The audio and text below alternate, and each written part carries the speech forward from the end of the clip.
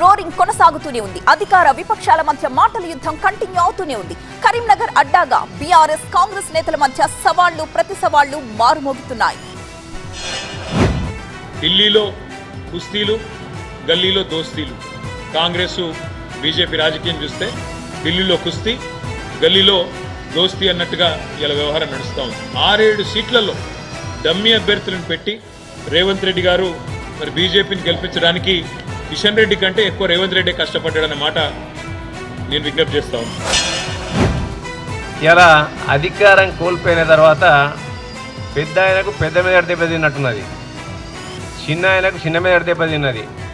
ఇక నడిపైన ఉంటాడు మధ్యలో ఆయన వాళ్ళ బావైనట్టు ఆయన జ్ఞానం ఏమో ఇంకిత జ్ఞానమో మోకాలు చిప్పాలకు పోయినట్టుంది. అలా ఏది పడితే అది మాట్లాడుతాను. ఇవాళ రైతు వ్యతిరేక చట్టాలు తీసుకొచ్చినప్పటికి కూడా ఇవాళ మద్దతు ఇచ్చింది ఎవరయ్యా అంటే బీఆర్ఎస్ పార్టీ అని చెప్పక తప్పదు. ఇవాళ Chinese vessels are surging through the Indian Ocean. The frequency of their visits is alarming.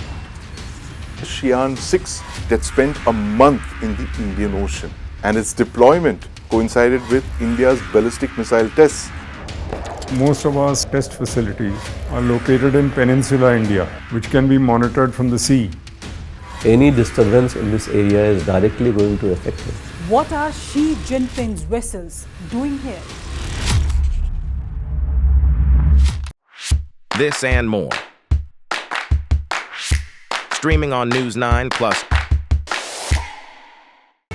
వాళ్ళు ఇవాళ మేము డమ్మీ అభ్యర్థులను పెట్టినాం, మేము మమ్మీ అభ్యర్థులను పెట్టినామని చెప్పి మాట్లాడమంటే దయ్యాలు వేదాలు వల్లించినట్టు. ఇవాళ మోడీ గారే స్వయంగా చెప్పిండ్రు. ఇలా కేసీఆర్ గారు వచ్చి నా కొడుకును ముఖ్యమంత్రి చేస్తా, మీరు నాకు అనుమతి ఇవ్వండి అని చెప్పి మోడీ గారే స్వయంగా చెప్పిండ్రు. ఇక్కడ మరి అంతకంటే కుమ్ముకు రాజకీయాలు ఇంకేం కావాలి? వారి అనుమతితోని ఒక రాజకీయ పార్టీ తమకు తాముగా స్వయంగా పరిపాలిస్తున్న పార్టీ మోడీ గారి అనుగ్రహంతో మోడీ గారి యొక్క కనుసన్నల్లో కేటీఆర్ గారిని ముఖ్యమంత్రి చేస్తా అనుమతి ఇవ్వండి అంటే వారికి వీరికి ఉన్న ఫెవికాల్ బంధం ఏందో అప్పుడే తేటతెల్లమైంది. కండువానేమో బీఆర్ఎస్ కండువా, ఓటేయమని వాళ్ళు చెప్పింది ఎవరికై అంటే బీజేపీకి. ఎందుకంటే వాళ్ళ చెల్లె కవిత గారు ఇవాళ తిహార్ జైలు నుంచి బయటికి రావాలంటే వాళ్ళు మోడీ గారిని ప్రసన్నం చేసుకోవడానికి అనేకమైన పాటలు పడుతున్నారు. ఇలా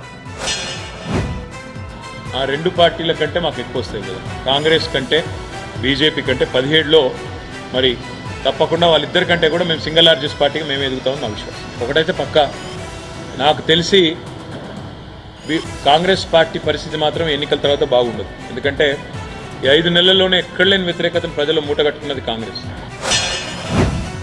మా దగ్గర నుంచే మైలారం అనే ప్లేస్ నుండి సిద్దిపేటకు డ్రింకింగ్ వాటర్ సప్లై పోతుంది. మా దగ్గర నుంచే సిరిసిల్ల నియోజకవర్గం నుంచి వాళ్ళ సాగునీరుకు పోతుంది. హైదరాబాద్ నుంచి వచ్చే railway line Manoharabad via Manoharabad వచ్చేది సిద్దిపేట దాకొచ్చి వాళ్ళ కడుపు నిండంగానే పాలాభిషేకాలు చేసుకొని అక్కడనే ఆపుతారు. నువ్వు 3rd ప్లేస్ కన్నా కాక నువ్వు 2వ ప్లేస్కు వస్తావా? నువ్వు 3rd ప్లేస్లో ఉంటే నీ పార్టీని రద్దు చేస్తావా? నీ ఎమ్మెల్యేకి రాజీనామా చేస్తావా? దమ్ముందా? ఇటువంటి పిచ్చి పిచ్చి ప్రేలాపనలు చేస్తే అవుతుందో ఎక్కడ బుద్ధి చెప్పాలనో అక్కడ ప్రజలు బుద్ధి చెప్తారు. ఇటువంటి తలకాయ లేని పనులు చేస్తేనే నీకు ఒక బిరుదు వచ్చింది. కేటీఆర్ అంటే Kalvakuntla 3rd class Ramarao. 3rd class మాటలు మాట్లాడతాడు, 3rd క్లాస్ వ్యవహారాలు చేస్తాడు, 3rd క్లాస్ ఆలోచనలు ఉంటాయి.